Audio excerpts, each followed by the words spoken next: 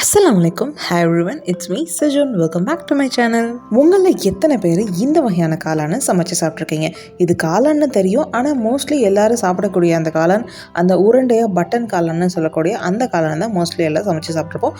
And அது ரொம்ப சாஃப்டாகவும் டேஸ்ட்டாகவும் சூப்பராகவும் இருக்கும். பட் அந்த மஷ்ரூமோட இந்த மஷ்ரூமில் ஹெல்த் பெனிஃபிட்ஸ் அவ்வளோ இருக்குது. முக்கியமாக என்றைக்குமே யங்காக இருக்கணும் அப்படின்னு நினச்சிங்கன்னா கண்டிப்பாக இந்த மஷ்ரூமை வீக்லி ஒன்ஸாவது வாங்கி சாப்பிட்ருங்க. இந்த மஷ்ரூமில் ஒரு அருமையான கிரேவி எப்படி செய்கிறதுன்னு பார்த்துட்டு இதனுடைய ஹெல்த் பெனிஃபிட்ஸை ஃபுல்லாக சொல்கிறேன். வீடியோ ஸ்கிப் பண்ணாமல் ஃபுல்லாக பாருங்கள்.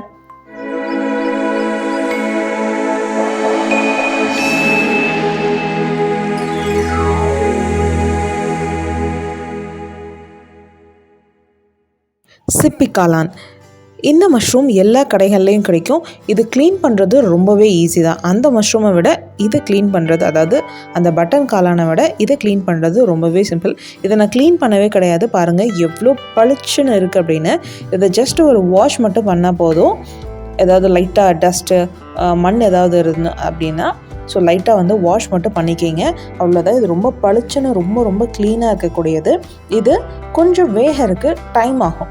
ஸோ அதனால் நல்லா நம்ம பொடி பொடியாக இதை கட் பண்ணிடணும். அந்த மஷ்ரூம் மாதிரி கொஞ்சம் பெருசாக இது வந்து இருந்தால் இது சீக்கிரமாக வேகாது.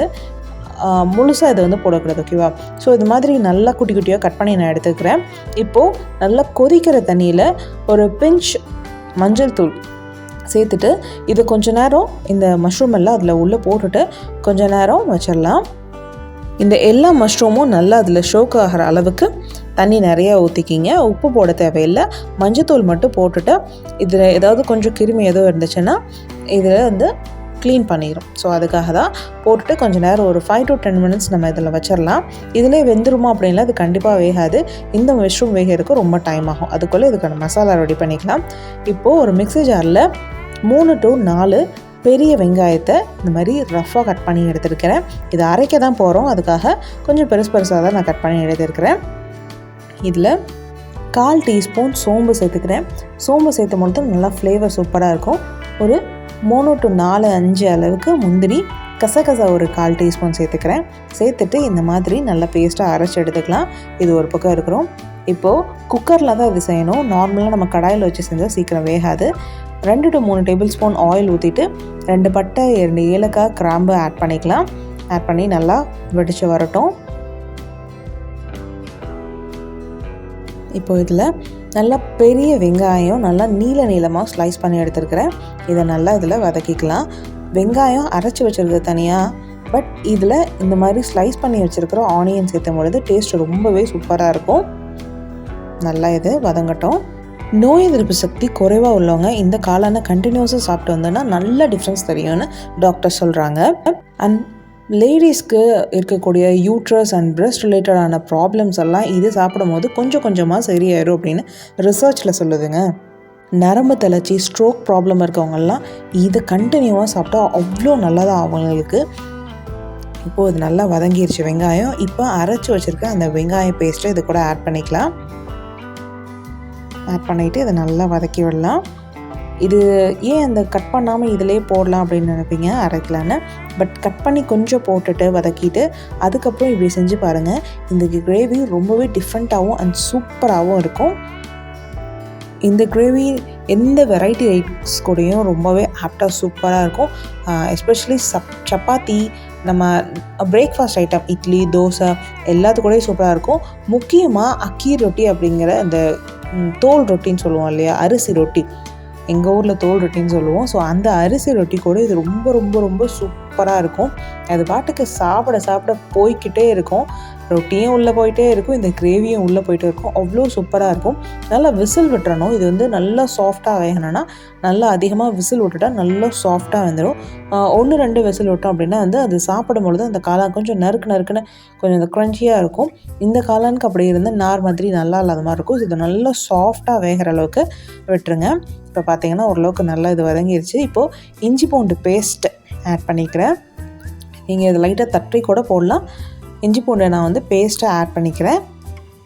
நான் எடுத்துருக்கிற இந்த அளவுக்கு 1-1 1/2 டேபிள் ஸ்பூன் அளவுக்கு இஞ்சி பூண்டு பேஸ்ட் ஆட் பண்ணிவிட்டு நல்லா வதக்கி விட்டுக்கலாம். நல்லா இதனுடைய பச்சை வாசனை போகிற அளவுக்கு நல்லா வதக்கி விட்டுக்கலாம். இப்போ பாருங்கள் நல்லா வதங்கிடுச்சு. இப்போது இது கூடயே தக்காளி கட் பண்ணி தான் சேர்த்துக்கிறேன். இதை அரைச்சி தக்காளி சேர்த்துக்கூடாது. 1 இல்லை 2, கொஞ்சம் பெருசாக இருந்துச்சுன்னா 1 போதும், இல்லை 2 தக்காளி அளவுக்கு எடுத்துகிட்டு நல்லா வதக்கி விட்டுக்கலாம். இந்த காளானில் ரத்தத்தில் கொழுப்பு கட்டி, கொழுப்பு அந்த மாதிரி ஃபார்மாக இருக்கக்கூடிய, அதாவது கொலஸ்ட்ரால் அதிகமாக இருக்குதுன்னு சொல்கிறாங்கல்ல ரத்தத்தில், அந்த மாதிரி இருக்கவங்க இதை கண்டினியூஸாக சாப்பிட்டா நல்லாவே உங்களுக்கு வந்து அந்த ப்ராப்ளம் சீக்கிரமே சரியாயிரும். முக்கியமாக வளரும் குழந்தைங்களுக்கு இந்த மஷ்ரூம் வந்து ரொம்ப ரொம்ப ஹெல்த் பெனிஃபிட்ஸ் இருக்குது. இதில் அமினோ ஆசிட்ஸ் அதிகமாக இருக்கனால நல்லா அவங்களுக்கு க்ரோத் நல்லாவே இம்ப்ரூவாக இருக்கும்.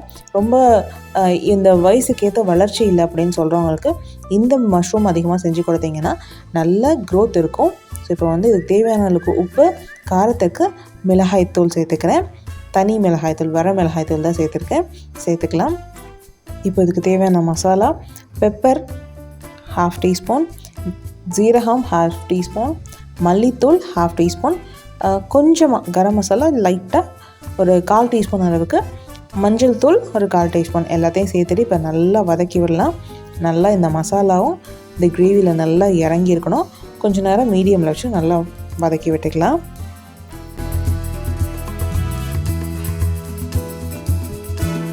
ஸோ இப்போது இது ஓரளவுக்கு நல்லா வதங்கிருச்சு. பார்த்திங்கன்னா இப்போ வந்து லைட்டாக தண்ணி ஆட் பண்ணியிருக்கேன். அது ரொம்ப ட்ரையாக இருக்கும். நம்ம இதை வந்து நான் கிரேவியாக தான் வைக்க போகிறேன். ஸோ ரொட்டிக்கு அதுக்காக நல்லா இந்த மாதிரி வதக்கி விட்டுக்கலாம். பாருங்கள், சூப்பராக இது வதங்கும் பொழுதே நல்லா ஃப்ளேவராக செம்மையாக இருக்கும்.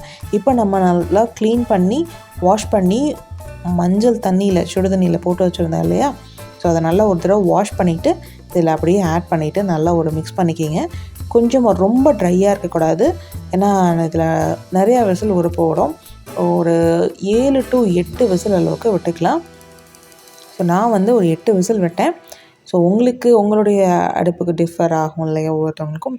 ஸோ டக்குன்னு ஃபாஸ்ட்டாக உடனே விசில் வந்துச்சுன்னா கொஞ்சம் அதிகமாக விடணும். அதுக்காக நான் வந்து ஒரு 8 விசில், எனக்கு டக்குன்னு விசில் இருந்துச்சு. ஸோ 8 விசில் விட்டேன். இப்போ இது கூட கொஞ்சமாக மல்லி இலை அண்ட் க்ரீன் ஆனியன்ஸ் கொஞ்சமாக சேர்த்துருக்கேன். நல்லா ஃப்ளேவர் இருக்கும், அதுக்காக சேர்த்துட்டு எல்லாத்தையும் ஒரு மிக்ஸ் பண்ணி விட்டுறலாம். அவ்வளோதான். இப்போ வந்து கொஞ்சம் ட்ரையாக இருக்கிறதுக்காக கொஞ்சமாக தண்ணி ஆட் பண்ணிவிட்டு குக்கரை மூடி வச்சிடலாம்.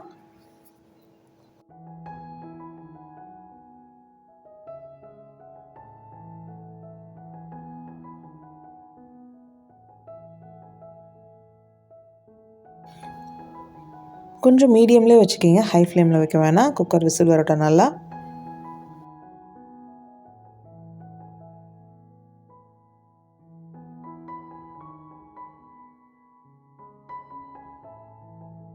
நல்லா விசில் விட்டு விசில் போனதுக்கப்புறம் அப்படியே இறக்கி ஓப்பன் பண்ணி பார்த்தீங்கன்னா செம்மையாக இருக்கும். இது என்னடா லைட்டாக மேலே இருக்குன்னா, நான் எப்போவுமே இந்த கிரேவிக்கு ஃபினிஷிங்க்கு லைட்டாக கசூரி மேத்தி ஆட் பண்ணிவிட்டு கொஞ்சமாக பால் ஆடை, ஃப்ரெஷ் க்ரீம் இருந்தால் ஆட் பண்ணலாம், ரொம்பவே சூப்பராக இருக்கும். நான் வந்து பால் ஆடை இருக்குது இல்லையா, அந்த மேலாக இருக்க அந்த ஆடையை மட்டும் லைட்டாக அப்படியே போட்டிருக்கேன். இந்த கிரேவிக்கு இந்த மாதிரி செய்கிறது ரொம்ப ரொம்ப சூப்பராக செம்மையாக இருக்கும். கண்டிப்பாக ட்ரை பண்ணி பாருங்கள்.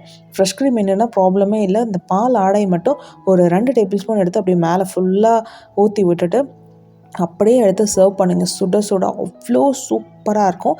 யம்மியான ரெசிபி. இந்த மாதிரி கண்டிப்பாக நீங்கள் ட்ரை பண்ணியிருக்க மாட்டீங்கன்னு நினைக்கிறேன். இந்த மாதிரி ஒரு தடவை செஞ்சு பாருங்கள், ரொம்ப ரொம்ப சூப்பராக இருக்குது. பார்க்குறக்கே எவ்வளோ கலர்ஃபுல்லாக செம்மையாக இருக்குது இல்லையா. கிரேவியும் கண்டிப்பாக அவ்வளோ டேஸ்ட்டும் சூப்பராக இருக்கும். நம்ம உடம்புக்கு இவ்வளோ ஹெல்த் பெனிஃபிட்ஸை தரக்கூடிய இந்த ஒரு ரெசிபியை ஏன் நம்ம மிஸ் பண்ணணும்? இதுவும் எல்லா இடத்துலையும் நல்லா கிடைக்கக்கூடிய இந்த ஒரு மஷ்ரூமை வாங்கி அதுவும் இந்த மாதிரி ஒரு ரெசிபி செஞ்சு சாப்பிட்டு பாருங்கள். ஆஹா, அவ்வளோ சூப்பராக இருந்துச்சு. அந்த கிட்ஸுக்கெல்லாம் ரொம்ப ரொம்ப பிடிக்கும். ஸோ இந்த வீடியோ உங்களுக்கு பிடிச்சிருந்துச்சுன்னா அப்படியே ஒரு லைக் பண்ணிவிட்டு எப்படி இருந்துச்சுன்னு கமெண்ட்லேயே சொல்லிட்டு போயிருங்க. இந்த மாதிரி வீடியோக்கு நம்மளோட சேனலை சப்ஸ்கிரைப் பண்ணிட்டு போயிருங்க. பக்கத்தில் இருக்க பெல் ஐக்கானை கிளிக் பண்ண மறந்துடாதீங்க. தேங்க்ஸ் ஃபார் வாட்சிங்.